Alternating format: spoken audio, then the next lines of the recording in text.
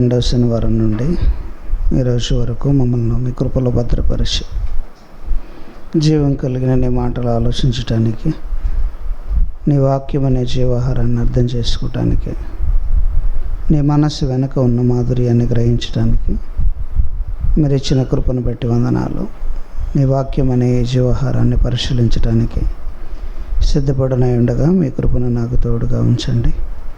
ఏ మాటలు ఏ విధంగా నీ పిల్లలకు అర్థమయ్యే రీతిలో బోధించాలో, వాటి వెనక ఉన్న పరమార్థాన్ని ఎలా గ్రహించాలో దానిని తెలుసుకోవటానికి మీ యొక్క కృపను నాకు తోడుగా ఉంచండి.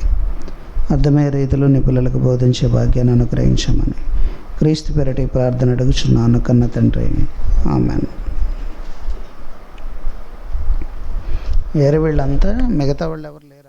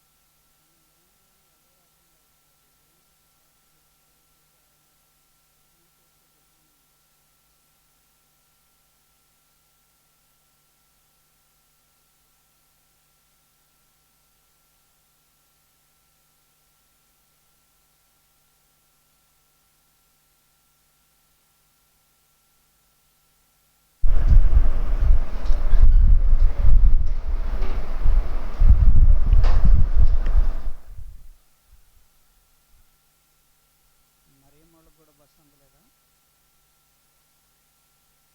మాకంటే పాత ఇంటి నుంచి ఇలా రావడానికి చాలా ట్రాఫిక్ ఇబ్బందిగా ఉంది. మీకు ఇక్కడ నుంచి ఇక్కడికి రావడానికి వరకు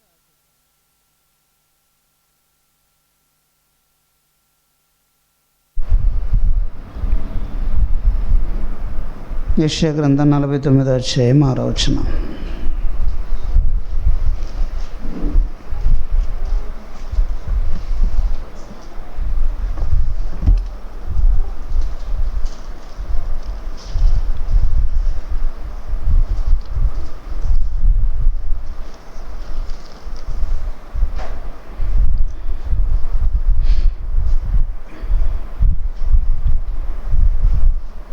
యెషయా గ్రంథం 49:6. నువ్వు యాకోబు గోత్రపు వారిని ఉద్ధరించినట్లును, ఇశ్రాయేలీలో తప్పింపబడిన వారిని రప్పించినట్లును, నా సేవకుడు అయి ఉండుట ఎంతో స్వల్ప విషయము. భూదిగంతముల వరకు నీవు నేను కలుగు చేయు రక్షణకు సాధనముగుటకై అన్యజనులకు వెలుగై ఉండునట్లు నేను నియమించి ఉన్నాను. ఇశ్రాయేలు విమోచకుడు పరిశుద్ధ దేవుడునగు యెహోవా మనుషుల చేత నిరాకరింపబడిన వాడును, జనులకు అసహ్యుడును, నిర్దయులను సేవకుడగు వారితో ఇలాగూ సెలవిచ్చుచున్నాడు. ఇక్కడ ఈ వ్రాయబడిన మాటల గురించి ఒక ప్రశ్న వ్రాయటం జరిగింది. ఉదయ్ ఈ ప్రశ్న రాసినట్టున్నాడు. నువ్వేనా? చెప్పానా? ఇది టిక్ పెడతానే చెప్తే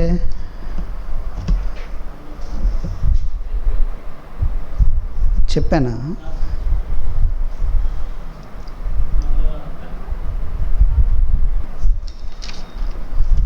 ఇంకెవరన్నా రాసినవి ఉన్నాయా?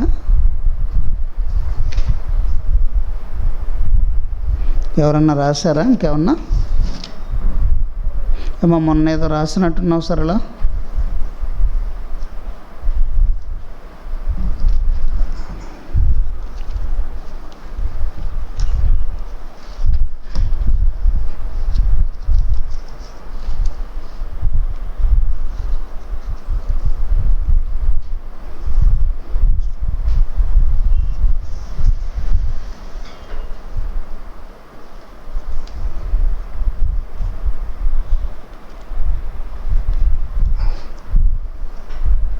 వీళ్ళకి కాల్ చేసావా? నిరీక్షణ కొమరిపూడి వాళ్ళకి, వీళ్ళకి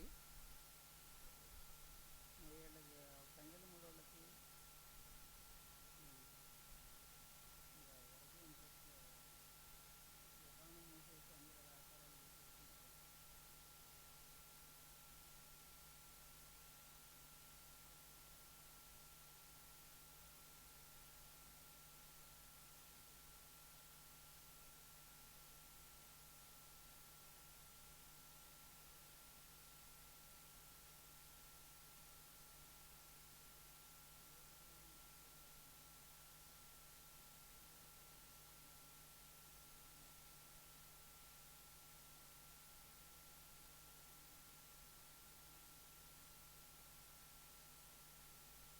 ఈ రెండు సందర్భాలలో దేవదూత అనబడిన మాటకు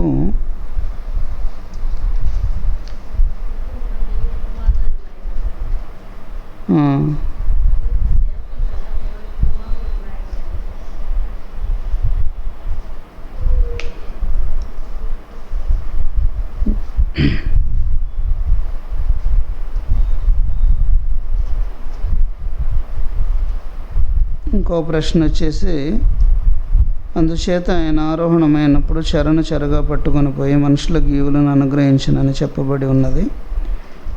చెరగా పట్టుకొని పోవటం అంటే ఏంటి? ఇంకో ప్రశ్న, ఇస్మాయిల్ కూడా అబ్రహాము కుమారుడే కదా, ఇస్మాయిలు అనగా మహమ్మదీయులు అంటారు. మరి ఈ భాషకు మూలం ఎక్కడ? మూలం అంటే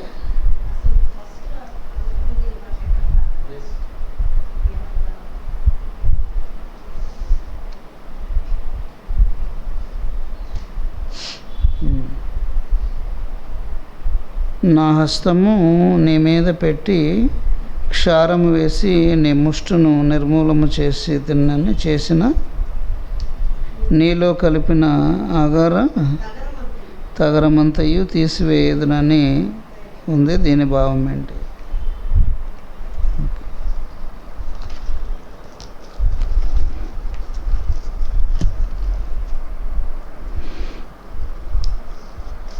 మొదటి ప్రశ్న యోబు గ్రంథం 38:7, 1:6, అలాగే 38:7 ఈ రెండిట్లో ఉన్నటువంటి మాటలను బట్టి దేవదూతలు అన్న పదానికి ఫుట్ నోట్లో దేవుని కుమారులు అని ఉంది కదా, దేవుని కుమారులను రాయబడింది. మరి దేవదూతలు సేవకులు కదా అన్నది డౌటు. సేవకులైనప్పుడు దేవుని కుమారుడు అని ఎందుకు రాశారు అన్నది ఇక్కడ ఉన్నటువంటి ప్రశ్న. యోబు గ్రంథం 1వ అధ్యాయం ఒకసారి మీ బైబిల్ విప్పి 6వ వచనంలో, దేవదూతలు యెహోవా సన్నిధిని నిలుచుటకై వచ్చిన దినం ఒకటి తటస్థించను అని అన్న దగ్గర ఫుట్ నోట్ ఏ అని ఉంటుంది. ఆ ఫుట్ నోట్ ఏలో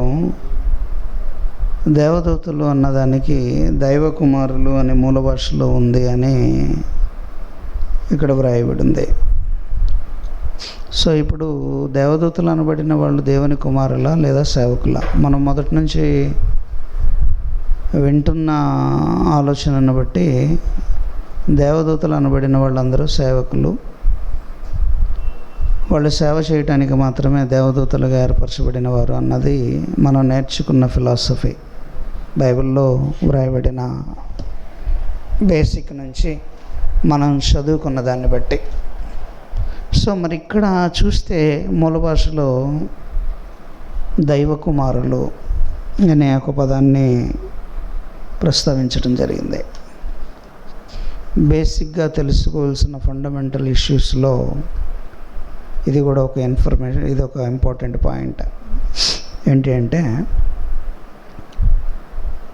బైబిల్ని ఎప్పుడైనా అర్థం చేసుకోవడానికి ప్రయత్నించేటప్పుడు 1-2 మాటలను బట్టి ఎక్కడ ఎప్పుడు కన్ఫర్మేషన్కి రాకూడదు. ఆదికాండం నుంచి ప్రకటన గ్రంథం వరకు ఒక ప్రశ్నకు సమాధానాన్ని మనం వెతకటం ప్రారంభించి సమాధానాలు మనం సంపాదిస్తున్న తరుణంలో కొన్ని సమాధానాలు మనకి సపోర్ట్ చేస్తున్నట్లుగా, కొన్ని సపోర్ట్ చేయనట్లుగా ఉంటూ ఉంటాయి. అప్పుడు మనం వాటిని ఏది రైట్ ఏది రాంగ్ అనేది ఎలా నిర్ణయించాలి అని అంటే, ఎక్కువ రెఫరెన్సెస్ ఏటిని బేస్ చేస్తున్నాయో వాటినే లెక్కలోనికి తీసుకోవాలి, కానీ తక్కువ రెఫరెన్స్లని లెక్కలోనికి తీసుకోవడానికి వీల్లేదు. అంటే ఉదాహరణ చెప్తాను. ఏదన్నా ఒక ప్రాబ్లం వచ్చినప్పుడు ఒక 2-3 సాక్షులను విచారించండి అని అంటాడు. ఎక్కువ సాక్షులు ఏం చెప్తున్నారో దాన్ని విచారించి తక్కువ సాక్షులు చెప్పేదాన్ని లెక్కలోనికి తీసుకోకుండా ఎక్కువ సాక్షులు చెప్పేటాన్ని లెక్కలోనికి తీసుకొని తప్పు జరిగింది లేదా తప్పు జరగలేదు అని ఒక డెసిషన్కి వస్తాం ఎప్పుడైనా చట్టంలో. ఈ బైబిల్ అనబడిన ఈ రాజ్యాంగంలో, ఈ చట్టంలో, ఈ బైబిల్ అనబడిన ఈ చట్ట పుస్తకంలో ఏది రైట్ ఏది రాంగ్ అనేది నిర్ణయించేవి మెజారిటీ రెఫరెన్సెసే కానీ మైనారిటీ రెఫరెన్సెస్ కాదు. దీన్ని బాగా గుర్తుపెట్టుకోవాలి. ఎందుకని మైనారిటీ రెఫరెన్సెస్ అని ఎందుకు వాడాలి అని అంటే, బైబిల్ అనేది తెలుగులోనికి తర్జుమా చేయబడింది. ఈ తెలుగులోనికి తర్జుమా చేసేటప్పుడు ప్రింటింగ్ మిస్టేక్స్ ఉన్నాయి, గ్రామటికల్ మిస్టేక్స్ ఉన్నాయి, ట్రాన్స్లేటెడ్ మిస్టేక్స్ ఉన్నాయి. 3 మిస్టేక్స్ ఇందులో కనబడుతూ ఉంటాయి. ఒకటి ట్రాన్స్లేటెడ్ మిస్టేక్స్. ట్రాన్స్లేటెడ్ మిస్టేక్స్ అంటే తెలుగులో ట్రాన్స్లేట్ చేయబడిన ఈ పుస్తకం హెబ్రీ నుండి డైరెక్ట్గా ట్రాన్స్లేట్ చేయబడింది, లేదా గ్రీక్ నుండి డైరెక్ట్గా ట్రాన్స్లేట్ చేయబడింది. హెబ్రీ నుండి ట్రాన్స్లేట్ చేయాలి అని అంటే ట్రాన్స్లేట్ చేసే పండితుడికి హెబ్రీ వచ్చి ఉండాలి. అలాగే ఏ భాషలోకి ట్రాన్స్లేట్ చేస్తున్నాడో ఆ భాష కూడా వచ్చి ఉండాలి. అంటే తెలుగు రావాలి, అలాగే హెబ్రీ రావాలి, గ్రీకు రావాలి, at the same time Telugu కూడా రావాలి. భాష ఎప్పుడు భావాన్ని చూడాలే తప్ప భాషను చూడకూడదు. మీకు చాలా ఎగ్జాంపుల్ చెప్పాను నేను. త్వరగా రావాలి అని ఒక మనిషిని మనం ఉద్దేశించి మాట్లాడేటప్పుడు ఒక వ్యక్తిని త్వరగా రమ్మని మనం చెప్పాలి. ఈ త్వరగా రమ్మనే ఈ పదం ప్రాంతాన్ని బట్టి, ప్రదేశంలో జీవించే మనుషుల జ్ఞానాన్ని బట్టి పిలుపు ఆధారపడి ఉంటుంది, కానీ భావం మారదు. ఉదాహరణకి చదువుకున్న వాళ్ళైతే ఒక వ్యక్తిని పిలవాలి అనుకున్నప్పుడు, తెలుగులో ఒక వ్యక్తిని పిలవాలి అనుకున్నప్పుడు నేనైతే ఎలా పిలుస్తానో అక్కడున్న ఒక వ్యక్తిని రమ్మనాలి. అప్పుడు నేను ఎలా పిలుస్తానంటే పేరు పెట్టి, ఆ పేరు పెట్టాలని పిలవగానే అతడు అలర్ట్ అవుతాడు, త్వరగా రా అని పిలుస్తాను. అలా కాకుండా ఒక చదువు లేని వ్యక్తి పిలిచేటప్పుడు పేరుతో పిలుస్తాడు, త్వరగా రా అనే పదానికి బదులు ఇంకొక పదం వాడతాడు. అది ఆ ప్రాంతానికి సంబంధించిన పరిభాషల్లో ఏదో ఒక పదం అయి ఉండొచ్చు. అది బేగిరా అనొచ్చు, దౌడు అనొచ్చు, ఉరికెత్తు అనొచ్చు, లగెత్తు అనొచ్చు, పరిగెత్తు అనొచ్చు, ఏదైనా అనొచ్చు. అంటే మీరు ఏ పదంతో పలికినా, ఏ పదంతో పిలిచినా, పదం ఏదైనా భావం ఏమన్నా మారిందా? త్వరగా రమ్మన్నా, బేగిరా అన్నా, పరిగెత్తుకునిరా అన్నా, ఉరికెత్తుకునిరా అన్నా, లగెత్తుకుని రమ్మన్నా, తొందరగా రమ్మన్నా, త్వరగా రమ్మనన్నా భావం మారలేదు, పదవేళ మారాయి. భావం మారలేదు, పదాలే మారాయి. అలాగే కొన్ని చోట్ల పదాలు మారవు, భావాలు మారతాయి. అందుకనే బైబిల్ చదవాలి అన్నా, బైబిల్ చెప్పాలి అన్నా మినిమం భాష మీద పరిజ్ఞానం ఉన్నవాళ్ళు మాత్రమే బైబిల్ చెప్పటానికి అవకాశం ఉంది. భాష మీద పరిజ్ఞానం రాని వాళ్ళు బైబిల్ని సరిగా చెప్పలేరు. మీరు 10th చదివినా, డిగ్రీ చదివినా, PhD చేసినా, తెలుగు పండిట్లైనా మీకు బైబిల్ రాదు. బైబిల్ రాదు, బైబిల్ తెలియదు. మీరు ఎంత పెద్ద ప్రొఫెసర్లు అయినా కావచ్చు, ఎంత పెద్ద ప్రొఫెసర్లు అయినా కావచ్చు, భాషా పండితులు కావచ్చు, అయినా బైబిల్ తెలియదు. బైబిల్ తెలియాలి అని అంటే క్రాస్ ఎగ్జామిన్ అనేది చాలా చాలా చాలా అవసరం. ఒక మాట చదివితే బైబిల్ ఎప్పుడు అర్థం కాదు. ఒక్క మాటను చూస్తే బైబిల్ ఎప్పుడు అర్థం కాదు. ఈరోజు బోధ చేసేవాళ్ళు కానివ్వండి, లేదా బైబిల్ చదివేవాళ్ళు కానివ్వండి, బైబిల్ గురించి ఆలోచించేవాళ్ళు కానివ్వండి, ఎవరైనా 1-2 మాటలు చదివి ఆ చదివింది నాకు బాగా అర్థమైంది, నాకు బాగా తెలుసు అని అనుకుంటే మీ అంత అవివేకులు మరి ఎవరు ఉండరు. బైబిల్ అసలు ఎప్పటికీ అర్థం కాదు. అర్థమైనట్లుగా అనిపిస్తుంది కానీ అర్థం కాదు. కారణం ఎందుకు అనంటే, ఇదిగో ఇలాంటి సంక్లిష్టమైన పదాలతో పెనవేయబడిన భావాన్ని కలిగిన మర్మయుక్తంగా వ్రాయబడిన ఏకైక పుస్తకం ఈ ప్రపంచంలో ఎక్కడన్నా ఏమన్నా ఉందా అని అడిగితే అది బైబిల్ మాత్రమే. ఇప్పుడు చెప్పాను, భావం మారదు, పదాలే మారాయి. కానీ ఒక సందర్భంలో పదాలు మారవు, భావం మారుతుంది. అలాంటి సందర్భాలు ఏమన్నా ఉన్నాయా అని అంటే ఉన్నాయి. చాలా సందర్భాల్లో నేను చెప్పాను. కడమ, ఈ కడమ అనబడిన పదం ఎన్ని చోట్ల బైబిల్లో కనబడింది సుమారుగా అని అంటే 3 చోట్ల కనబడుతూ ఉంటుంది. 3 చోట్ల కనబడుతూ ఉంటుంది.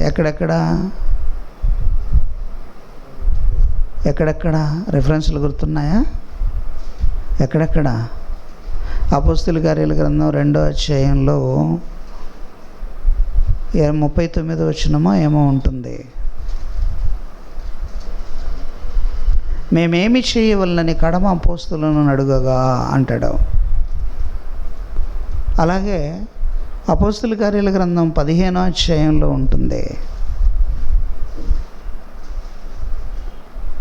కడమవారు అనబడిన నా నామము పెట్టబడిన వారు అని ఉంటుంది అక్కడ. ఆ తర్వాత ప్రకటన గ్రంథం 22వ అధ్యాయంలో ఉంటుంది. అక్కడేమని ఉంటుంది అని అంటే కడమ మృతులు బ్రతకలేదు అని ఉంటుంది. ఏమండి? ఈ 3 చోట్ల ఈ పదాలు కనబడుతూ ఉంటాయి. కనబడ్డాయా? అపోస్తలుల కార్యాల గ్రంథం 2వ అధ్యాయం. నేను అధ్యాయం చెప్పాను, మీరు వచనం చెబుతారేమో అని. అపోస్తలుల కార్యాల గ్రంథం 2వ అధ్యాయం 37వ వచనం చదవండి. హృదయములో నొచ్చుకొని, సహోదరులారా మేమేమి చేతుమని పేతురును కడమ అపోస్తలులను అడగగా. అంటే ఇక్కడ ట్రాన్స్లేట్ చేసిన వ్యక్తి యొక్క ఆలోచన ఏంటి అన్నది కంటే ఇక్కడ 2 విషయాలు గుర్తుపెట్టుకోవాలి. ట్రాన్స్లేటరు ఏ పదాన్ని ప్రయోగించాడో, ట్రాన్స్లేటర్స్ పండితులండి, వాళ్ళు భాషా పండితులకి ట్రాన్స్లేట్ చేసేటువంటి ఆపర్చునిటీ దక్కుతుంది.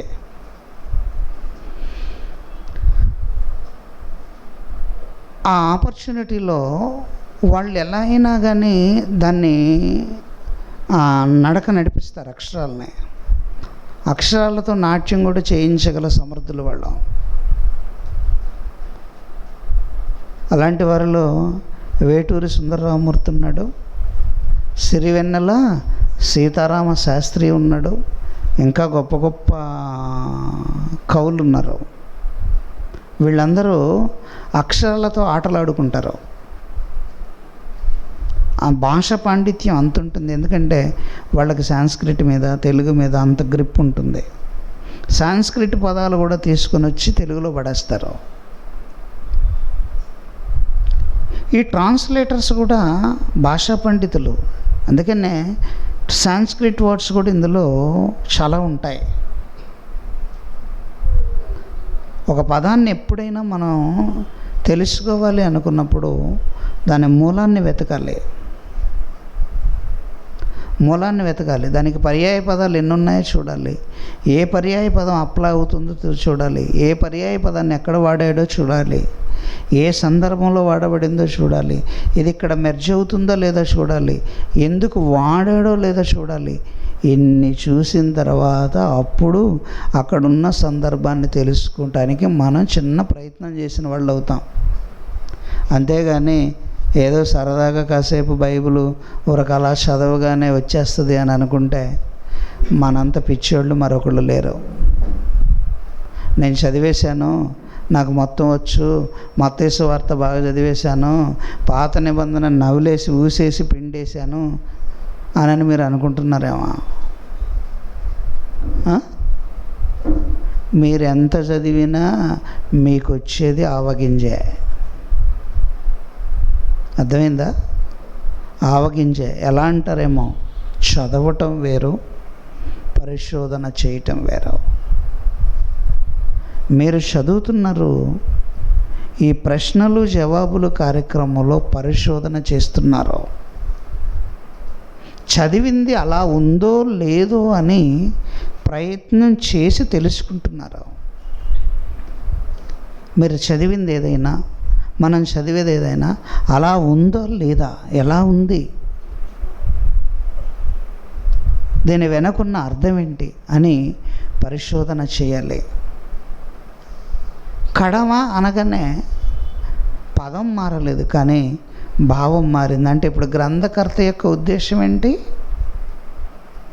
గ్రంథకర్త యొక్క ఉద్దేశం ఏంటి?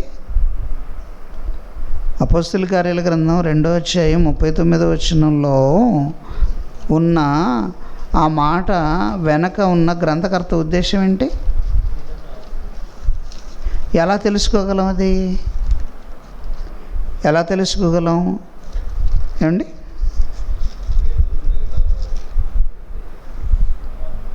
ఏమండి ఎలా తెలుసుకోగలం మనం? మళ్ళీ చదవండి.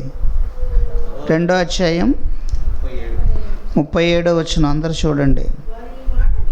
వారు ఈ మాట విని హృదయములో నొచ్చుకొని, సహోదరులారా మేమేమి చేతుమని పేతురును కడమ అపోస్తులను, అంటే పేతురును కడమ అపోస్తులను అంటే అక్కడ అర్థం ఏంటి? కడమ అనగానే చివర అని అర్థం. కడమవారు అంటే ఏంటి అర్థం తెలుసు? అంటే మిగిలిన వారు అని వస్తుంది, చివరి వారు అని వస్తుంది, మిగతా వారు అని వస్తుంది. మిగతా వారు అనొచ్చు, మిగిలిన వారు అనొచ్చు, చివరి వారు అనొచ్చు, ఎలా అయినా వాడచ్చు. మనం ఏ పదం సెట్ అవుతుందో అన్నది అక్కడ చూడటం కాదు, దాని భావాన్ని చూడాలి. పదం మారలేదు, భావం మారదు, భావాన్ని తెలుసుకోవాలి. ఇక్కడ భావం ఏంటి? మిగతా వాళ్ళని, అంటే ఇప్పుడు ఆ పేతురుతో పాటు ఇంకెంతమంది ఉంటారు? 11 మంది అపోస్తలులు ఉన్నారు కదా. ఆ 11 మందిని అడిగారు, ఏం చేయమంటారు ఇప్పుడు మమ్మల్ని? ఏం చేయమంటారు? మిగతా వారిని కూడా కలిపి ఏం చేయమంటారయ్యా? హృదయంలో నొచ్చుకొని ఏం చేయమంటారు? మిల్లరా చెప్తున్నారు వాక్యం. ఏం చేయమంటారు మమ్మల్ని? ఏం చేయాలి మేము అని అడిగారు. అంటే ఇప్పుడు అర్థం ఏంటి? అర్థం ఏంటండి? మిగతా వారిని. ఇప్పుడు 15వ అధ్యాయానికి వెళ్ళండి. అపోస్తలుల కార్యాల గ్రంథం 15వ అధ్యాయం 16వ వచనం. ఆ తర్వాత నేను తిరిగి వచ్చేదను, మనుషులలో కడమవారు. చదవండి కరెక్ట్గా.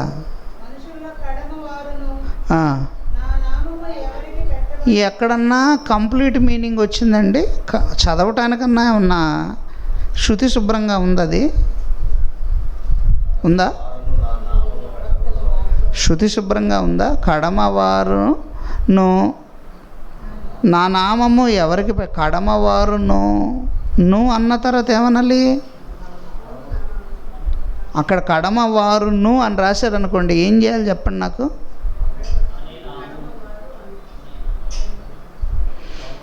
ఇలాగే రాయాలండి. అలాగే రాశారు అంతే రాయాలి, అంతే రాశారు కానీ మీనింగ్ రావట్లేదు. ఇప్పుడు ఏం చేయాలి?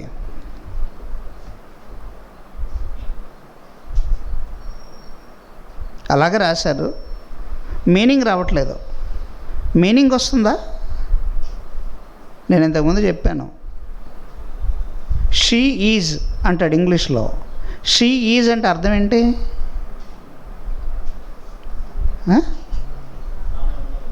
ఆమె ఉన్నదా? షీ ఈజ్ అంటే అర్థం ఏంటి? ఆమె అయ్యింది. ఏమైంది? ఏ డాక్టర్,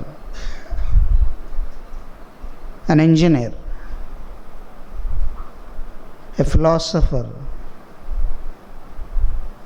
ఆ పక్కన లాస్ట్లో రావలసినటువంటి ఆబ్జెక్ట్ యాడ్ అయినప్పుడు ఈ వెర్బ్కి వాల్యూ వచ్చింది. అవునా? వాల్యూ ఎప్పుడు వచ్చిందండి సెంటెన్స్లో? ఆమె అయ్యింది అన్నప్పుడు అర్థం రాలేదు. ఆమె ఏమైంది? డాక్టర్ అయ్యింది. She is a doctor. ఆమె ఒక డాక్టర్. ఆమె ఒక డాక్టర్ అన్నాడు. అప్పుడు అక్కడ సగంలో ఆపేశాడు. ఆపేస్తే మీనింగ్ వచ్చిందా? అందుకనే గ్రామర్లో దీనికి ఒక రూల్ ఉంది, దాన్ని ప్రెడికేషన్ అంటారు.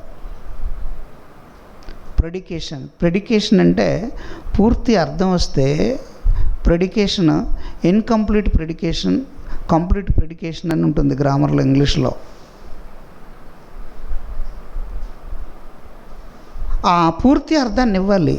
పూర్తి అర్థం ఇవ్వకపోతే అక్కడ దానికి విలువ లేదు. ఇక్కడ కూడా అలాగే ఉంది తెలుగులో. ఆ తర్వాత నేను తిరిగి వచ్చేదను తర్వాత ఏముంది? నాకు గ్రామర్ పాయింట్ కావాలి. అక్కడ ఏముంది? అక్కడ ఏమంటారు అక్షరాన్ని, ఆ గుర్తుని? సెమీకోలన్ ఇచ్చాడు. అవునా? ఇచ్చాడా ఇవ్వలేదా? అయ్యి అసలు తెలుసా చాలామందికి? 10th క్లాస్ చదివిన వాళ్ళు ఉంటారు, వాళ్ళకి కూడా తెలియదు. 2-3 తరగతులు చదివిన వాళ్ళు ఉంటారు, వాళ్ళకి అసలు తెలియదు. వీళ్ళు మళ్ళీ బోధకులు, పెద్ద ప్రీచర్లు, లోపల సొక్కాలు, పైన కోట్లు, గందరగోళాలు.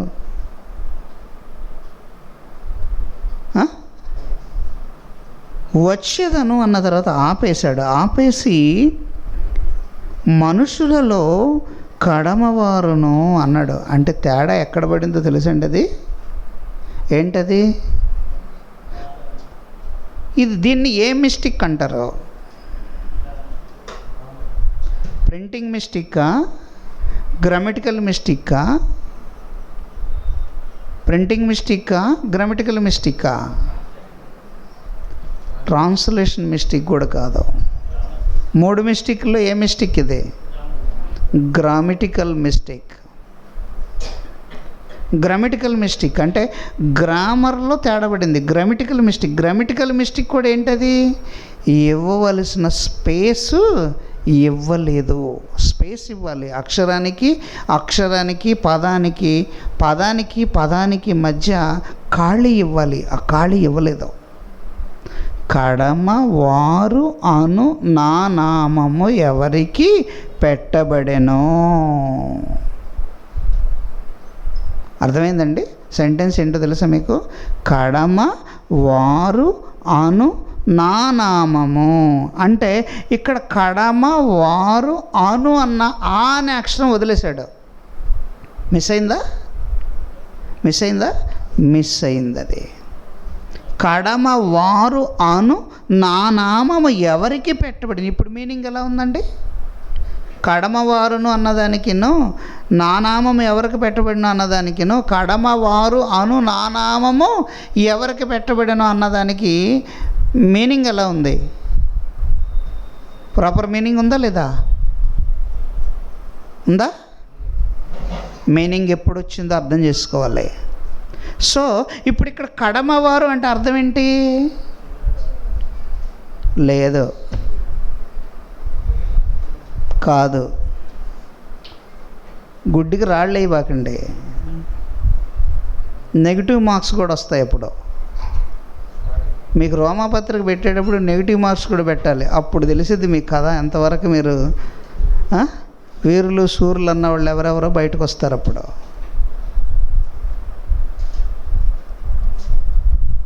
అండి అన్యజనులు.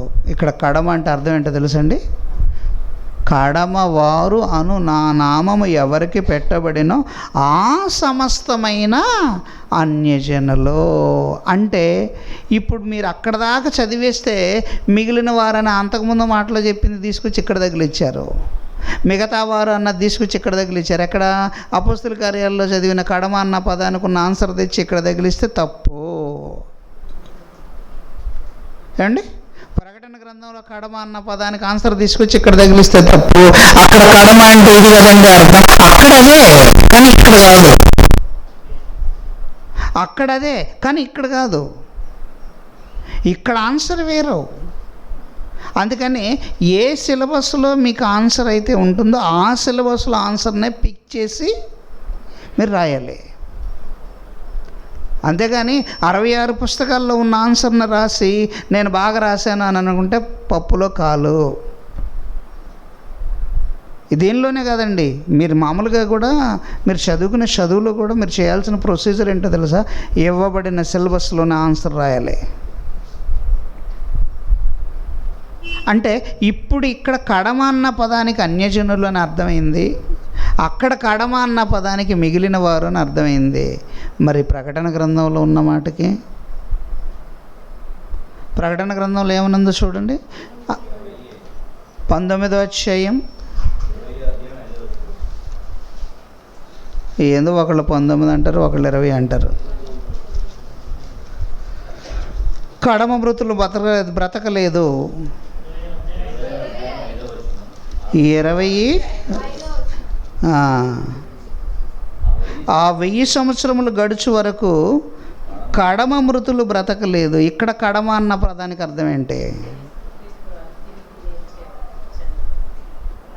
ఇక్కడ కడమ అన్న పదానికి అర్థం ఏంటి? ఇదే కావాలి ఇక్కడ మనకి. దీనికి అర్థం ఏంటి?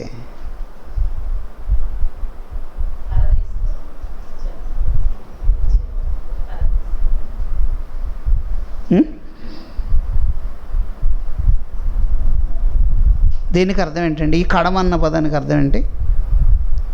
ఆ 1000 సంవత్సరములు గడిచే వరకు కడమ మృతులు బ్రతకలేదు. ఇదే మొదటి పునరుద్ధానము. ఈ మొదటి పునరుద్ధానములో పాలుగలవారు ధన్యులు. అంటే బాప్తిస్మము సున్నతి అని వచ్చిన తర్వాత ఎవరైతే అందులో పాల్గొన్నారో, ఆ బాప్తిస్మములో ఎవరైతే పాల్గొన్నారో వాళ్ళు ధన్యులు. అట్టి వారి మీద రెండో మరణమునకు అధికారము లేదు. రెండో మరణానికి ఎవరికి అధికారం లేదు? రెండో మరణానికి ఎవరికి అధికారం లేదండి. రెండో మరణంలోనికి వెళ్ళడానికి అధికారం లేని వాళ్ళు ఎవరు? మొదటి మరణం అంటే ఏంటి? రెండో మరణం అంటే ఏంటి? పుట్టిన ప్రతి ఒక్కళ్ళు 12 ఏళ్ళు దాటిందంటే చచ్చిన వాళ్ళతో సమానం తెలుసా? పుట్టిన ప్రతి ఒక్కళ్ళకి 12 ఏళ్ళు దాటింది అని అంటే వాళ్ళు ఎవరైనా చచ్చిన వాళ్ళతో సమానమే. జీవించుచున్నావన్న పేరు మాత్రం ఉంది కానీ మృతుడవే. మీ పాపముల చేతను అపరాధముల చేతను మీరు చచ్చిన వారై ఉండగా. అంటే ఈ మొదటి అన్న ఇక్కడ ఈ మొదటి పునరుద్ధానం అన్న పదంలో ఉన్న అర్థాన్ని మీరు ఆలోచిస్తే, రెండో మరణానికి అధికారంలోనికి వెళ్ళని వాళ్ళే మొదటి పునరుద్ధానంలో పాలుగలవారు. అప్పటి వరకు కడమ మృతులు బ్రతకలేదు. ఏమండి, కడమ మృతులు బ్రతకలేదు. ఎప్పటి వరకు? ఆ 1000 సంవత్సరములు గడిచే వరకు కడమ మృతులు బ్రతకలేదు. ఇదియే మొదటి పునరుద్ధానము. అంటే ఇక్కడ ఎవరికైతే ఈ అవకాశాన్ని దక్కలేదో, ఆ కడమ మృతులు బ్రతకడానికి అవకాశం లేదో, ఆ వాళ్ళని గురించి ప్రస్తావిస్తున్నాడు. ఎవరో ఆ కడమ మృతులు బ్రతకలేదు, ఆ బ్రతకవలసిన వాళ్ళు ఎవరో వాళ్ళని గురించి ప్రస్తావిస్తున్నాడు. అంటే ఇక్కడ కడమ అన్న పదానికి వేరే ఎవరిని గురించో ప్రస్తావిస్తబడుతున్న మాట. వాళ్ళు ఎవరు అని అంటే మొదటి పునరుద్ధానంలో పాలు కలిగిన వారు అన్నాడు. అంటే ఇక్కడ పదాలు ఒకటే కానీ భావం అనేది కంప్లీట్గా సందర్భాన్ని బట్టి మారుతుంది. అలాగే ఇప్పుడు దైవ కుమారులు అని రాశాడు. మూల భాషలో ఇలా ఉంది అన్నాడు. అందులో మనమేమీ ఆర్గ్యూ చేయడానికి లేదు. కానీ బైబిల్లో దేవుని కుమారులు అంటే ఎవరు అన్నది క్లియర్గా ఇచ్చాడు. దేవుని కుమారులు అని బైబిల్లో క్లియర్గా ఇచ్చాడు. ఎవరికి ఈ మాట అప్లై అవుతుంది? హెబ్రీయులకు రాసిన పత్రిక, హెబ్రీయులకు రాసిన పత్రిక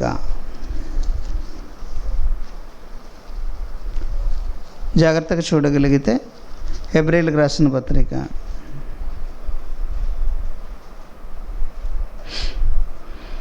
ఏమని వ్రాసాడో అక్కడ జాగ్రత్తగా చూడగలిగితే, మొదటి అధ్యాయం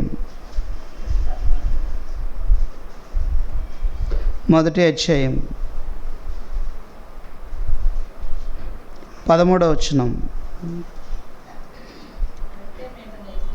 నేను నీ శత్రువులను నీ పాదములకు పాదపీఠముగా చేయు వరకు నీవు నా కుడి పార్శ్వమున కూర్చుండమని దూతలలో ఎవని గూర్చైనను ఎప్పుడైనను చెప్పెనా?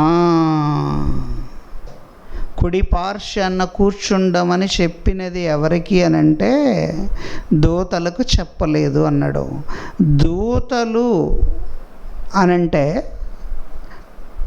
దూతలు అన్న పదానికి అర్థం ఏంటి? దూతలు అనబడిన పదానికి అర్థం ఏంటి? నేను నా దూతను పంపిస్తున్నాను అంటే, దూతలు అంటే అర్థం ఏంటండి? పనివారు, సర్వెంట్స్.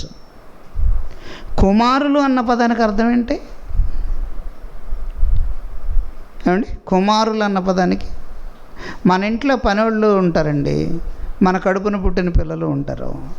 ఇప్పుడు పని వాళ్ళని ఏమంటారు? ఇంట్లో పని వాళ్ళని, ఇంట్లో ఉన్న పని వాళ్ళని ఏమంటారు? పనివాళ్ళనే పిలుస్తారు. పనివాళ్ళని ఏమంటారు? పనివాళ్ళు అని అంటారు. మా ఇంట్లో పని మనిషి అండి అంటారు, లేదా మా పాలేరండి అంటారు. అంతేనా? తెలుగులో మాట్లాడితే ఏమంటారు? మా పాలేరు, మా పనివాళ్ళు. ఇదేనా వాడేది? ఇంకేమన్నా వాడతారా? మరి మీ పిల్లల్ని ఏమంటారు? పిల్లల్ని ఏమంటారు? కుమారులు. ఇంకా ఏమంటారు? వారసులు. పిల్లలనే వాళ్ళు ఎలా వస్తారు? పని వాళ్ళు ఎలా వస్తారు?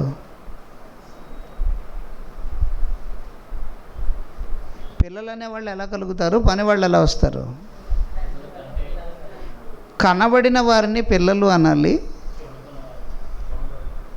కొనబడిన వారిని పనివారు అనాలి. తేడా అర్థమైందా? కనబడిన వారు, కొనబడిన వారు. ఎవరినన్నా మనం కొనుక్కుంటే వాళ్ళని ఏమంటాం? పనివారు. ఇంతకుముందు కొనుక్కునేవాళ్ళు, అవునా? దాస్యం అంటే అదే కదా అర్థం, కొనబడిన వారు. కొనబడిన వారిని ఏమంటారు? పనివాళ్ళు. కనినవారు. ఇప్పుడు దేవదూతలు అని రాశాడు కాబట్టి మనం దేవదూతలు అనుకోవాలా? అసలు ఈ దేవదూతలు అనబడినవి ఎలా కలిగాయి? దేవదూతలు అనబడినవి ఎలా కలిగాయండి? నోటి మాట చేత. అవునా? నోటి మాట చేత కలిగాయా? భూమిని ఏమని పిలిచాడు? భూమిని ఏమన్నాడు? క్రింద ఉన్న జలములన్నీ ఒక చోటకు కూర్చోబడి ఆరిన నేల కలుగు గాక. క్రింద ఉన్న జలములన్నీ ఒక చోటకు కూర్చోబడి ఆరిన నేల కలుగుగాక అనగానే ఏం జరుగుంటుంది అక్కడ? ఏం జరుగుంటుందండి? క్రింద ఉన్న జలాలన్నీ ఒక చోటకు కూర్చోబడి అనగానే కొన్ని దేవదూతలేమో మట్టిగా మారిపోయాయి, కొన్ని దేవదూతలేమో ఏమండి ఖనిజాలుగా మారిపోయాయి. ఇవన్నీ అలా మారిపోయి కొన్ని అగ్నిగంధకాలుగా మారిపోయి ఎక్కడికి అవి విడిపోతూ ఉన్నాయి. అదే ఇక్కడ మనం చదివితే మనకు అర్థమయ్యేది. ఏమండి 5 నుంచి చూద్దాం.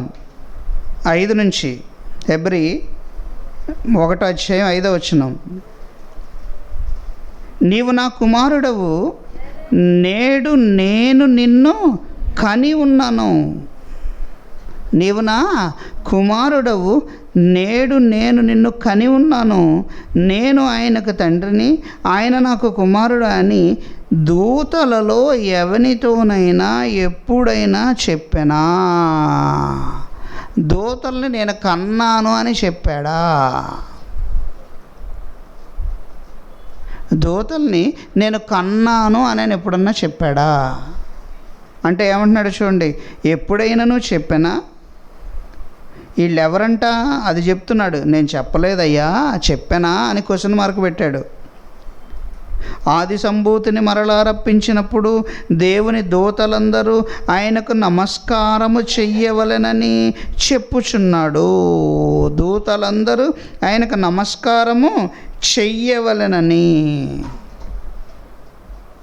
అంటే కన్నవారెవరు అనంటే, కనబడిన వారెవరు అనంటే యేసుక్రీస్తు అనబడిన ఆత్మను ఆయన కన్నాడు అన్నాడు.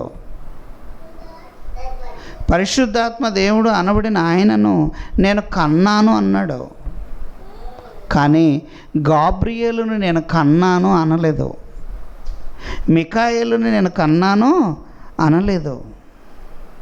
ఇంకా ఈ దేవదూతలుగా పిలువబడుతున్న 1000 కోట్ల మంది దేవదూతలు ఏవైతే ఉన్నాయో ఇవన్నీ నేను కన్నాను అనలేదు, కలుగు చెయ్యబడినవి మాట ద్వారా.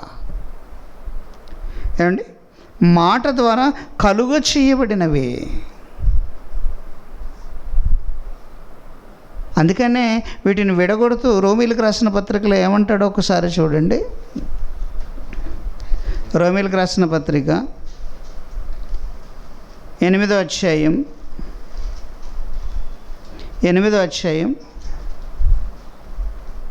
19వ వచనం. దేవుని కుమారుల ప్రత్యక్షత కొరకు. ఇప్పుడు సృష్టి అన్న పదం దగ్గర కూడా దేవుని కుమారులను పెట్టండి, అప్పుడు ఆన్సర్ ఎలా వస్తుందో చూడండి.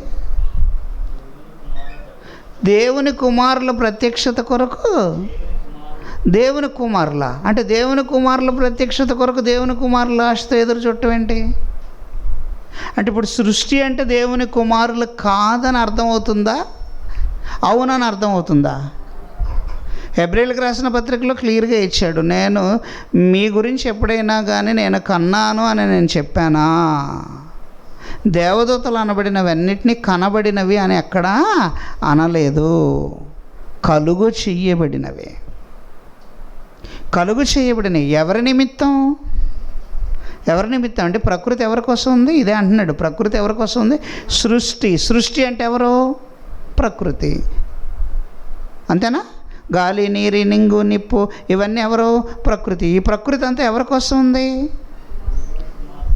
దేవుని కుమారుల ప్రత్యక్షత కొరకు సృష్టి మిగుల ఆశతో తేరి చూచుచూ కనిపెడుతుందంట.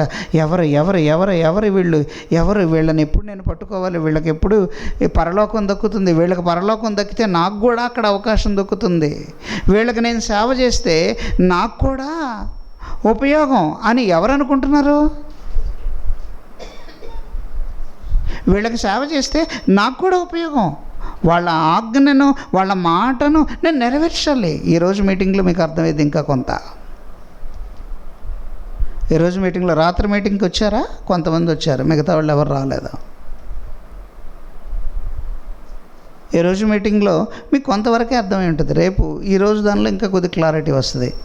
అంటే ప్రకృతి అనబడినది ఎవరి కోసం డిజైన్ చేయబడిందో మీకు అర్థం కావాలి. ఒక మాటలో చెప్పాలంటే ఈ షర్ట్ ఎవరి కోసం? షర్టు నా కోసమా, నేను షర్టు కోసమా? ఏమండి? షర్టు నా కోసమా, నేను షర్టు కోసమా? నేను షర్టు కోసం కాదు, షర్ట్ ఎవరి కోసం? నా కోసం. ఏమో షర్ట్ లేకుండా అలాగే తిరుగుతానేమో. నాకు షర్టు అవసరమని నేను తయారు చేయించుకున్నాను, లేదా నా తండ్రి తయారు చేసి పెట్టాడు. దేవదూతలు అనబడినవి మన కోసం ఉన్నాయి, అంతేగాని దేవదూతలు దేవుని కుమారులు కారు. అక్కడెక్కడో ఒక మూల భాషలో దైవ కుమారులను రాసినంత మాత్రాన మనం కన్ఫర్మ్ చేసుకోవాల్సిన అవసరత లేదు. ఎందుకంటే ఆది కాండం నుంచి ప్రకటన గ్రంథం వరకు ఎన్ని రెఫరెన్సులు వెతికినా దేవదూతలు అనబడిన వాళ్ళందరూ పనివారే కానీ కుమారులు కాదు. దేవదూతలందరూ పనివారే, కుమారులు కారు. పేతురు రాసిన మొదటి పత్రిక దేవదూతలు ఈ కార్యములను త్రొంగి చూడగోరుచున్నారు. ఏ కార్యాలు? ఏమండి? 1 అధ్యాయం 12 నుంచి పరలోకము నుండి పంపబడిన పరిశుద్ధాత్మ వలన మీకు సువార్త ప్రకటించిన వారి ద్వారా మీకిప్పుడు తెలుపబడిన ఈ సంగతుల విషయమై తమ కొరకు కాదు కానీ మీ కొరకే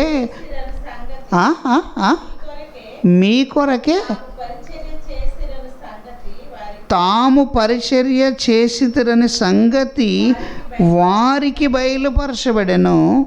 దేవదూతలు ఏ కార్యాలను త్రొంగి చూడగోరుచున్నారంట?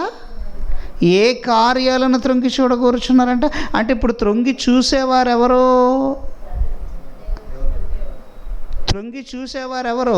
దేవదూతలు. ఎవరిని త్రొంగి చూస్తున్నారు? వాక్యాన్ని వింటున్న వారిని. ప్రకటిస్తున్న నన్ను, వింటున్న మిమ్మలను ఎవరో చెక్ చేసి చూస్తున్నారంట.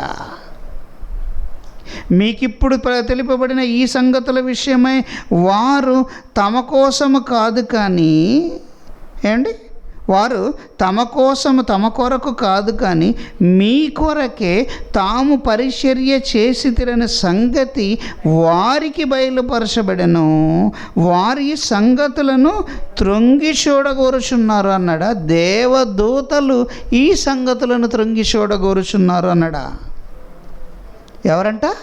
దేవదూతలు. అంటే దేవదూతలు ఎప్పుడు దేవుని కుమారులు కారు. హెబ్రీయులకు రాసిన పత్రిక 1 అధ్యాయం 14వ వచనం. హెబ్రీయులకు రాసిన పత్రిక 1 అధ్యాయం 14వ వచనం. మిగతా వాళ్ళని కూడా చదవనివ్వండి, కొత్త వాళ్ళు కూడా చదవండి అమ్మా. చదివిన వాళ్ళందరూ సైలెంట్గా ఉండి కొత్త వాళ్ళకి అవకాశం ఇవ్వండి. 1 అధ్యాయం 14వ వచనం. హెబ్రీయులకు రాసిన పత్రిక. వీరందరూ రక్షణను స్వాచ్ఛము పొందబో వారికి ఎవరందరూ? దేవదూతలందరూ ఎవరికి? రక్షణను స్వాచ్ఛము పొందబోవు వారికి. అంటే రక్షణను స్వాచ్ఛము పొందబోవు వారెవరు? కుమారులా దేవదూతలా? కుమారులా దేవదూతలా? కుమారులు. రక్షణను స్వాచ్ఛము పొందబోవు వారికి పరిచారము చేయుటకై సేవకులైన ఆత్మలు, పంపబడిన సేవకులైన ఆత్మలు. దేవుని కుమారుల సేవకులైన ఆత్మలా? ఏమండి? దేవుని కుమారుల సేవకులైన ఆత్మలా? సేవకులైన ఆత్మలు కారా?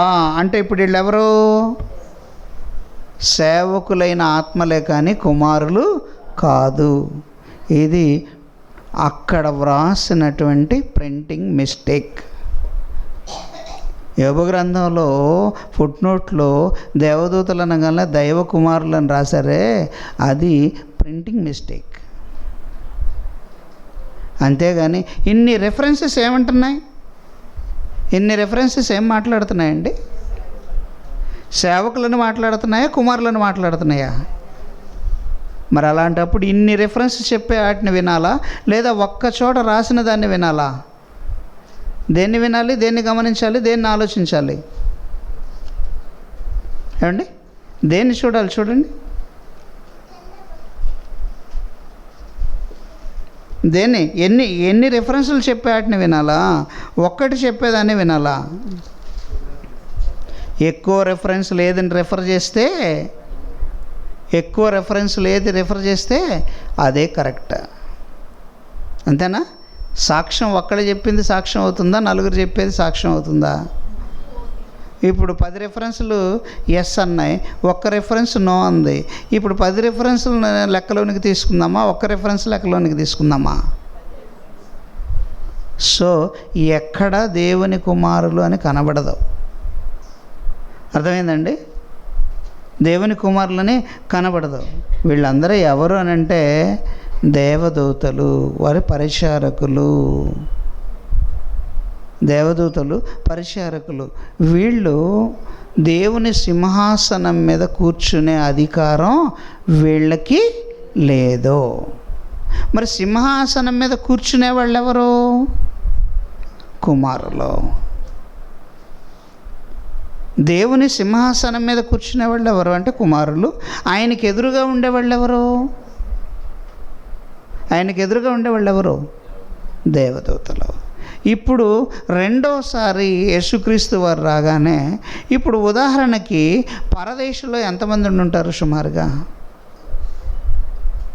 సుమారుగా లెక్క పెట్టండి. ఎంతమంది ఉంటారు? సుమారుగా పర్సంటేజ్ లెక్కలో చెప్పండి. ఒక 1% ఉన్నారనుకోండి. ఇప్పటి వరకు మనుషులుగా పుట్టిన వాళ్ళలో 1% ఒకళ్ళ పరదేశంలో ఉన్నారనుకుందాం. అంటే 1,000,000 మంది మనుషులుగా పుట్టిన వాళ్ళు అయితే పుట్టి చనిపోయారు.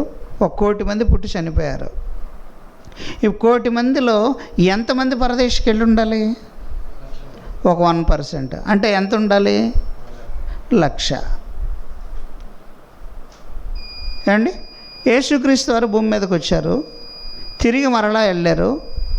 అప్పుడు ఈ భూమి మీద ఉన్న వాళ్ళందరూ తీసివేయబడ్డారు. ఈ భూమి మీద ఉన్న వాళ్ళందరూ తీసివేయబడితే ఇక్కడి నుంచి కూడా కొంతమంది వెళ్ళారు.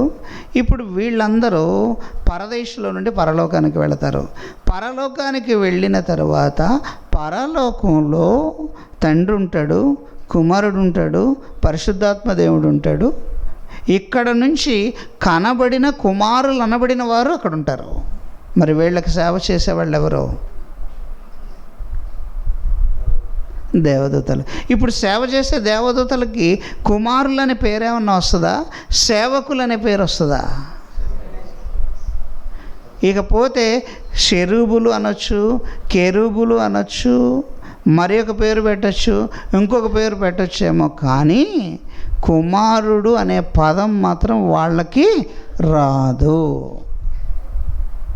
అర్థమైందండి? కుమారుడు అంటే కనబడిన వాడే కానీ కలిగించిన వాడు కాదు, కలుగబడిన వాడు అంతకంటే కాదు. ఇప్పుడు చెప్పమ్మా, దైవ కుమారుల దేవదూతలంటే సేవకులైన ఆత్మలు. వాళ్ళు ఆత్మలే, కాకపోతే సేవకులుగా ఉన్న ఆత్మలు. కన్నవారు కాదు. కనటువంటి అర్థం ఆయన యొక్క శక్తిని పుణికి పుచ్చుకొని కలిగిన వారు. ఆయన యొక్క శక్తిని వీళ్ళు మాటతో కలిగారు. తేడా ఏంటి అంటే, ఇక్కడ పనివారికి వారసులకి ఎంత తేడా ఉంటుందో అక్కడ కూడా అదే తేడా. గనుక దైవ కుమారులు అన్న పదం అక్కడ అప్లై అవ్వదు. అర్థమైందండి? ఇది ఆ మాట వెనక ఉన్న అర్థం. ఆలోచించండి, మంచి నిర్ణయాన్ని తీసుకోండి. ఈలోపు ఒక పాట పాడితే మళ్ళీ సెకండ్ క్లాస్ చెప్తాను. పాట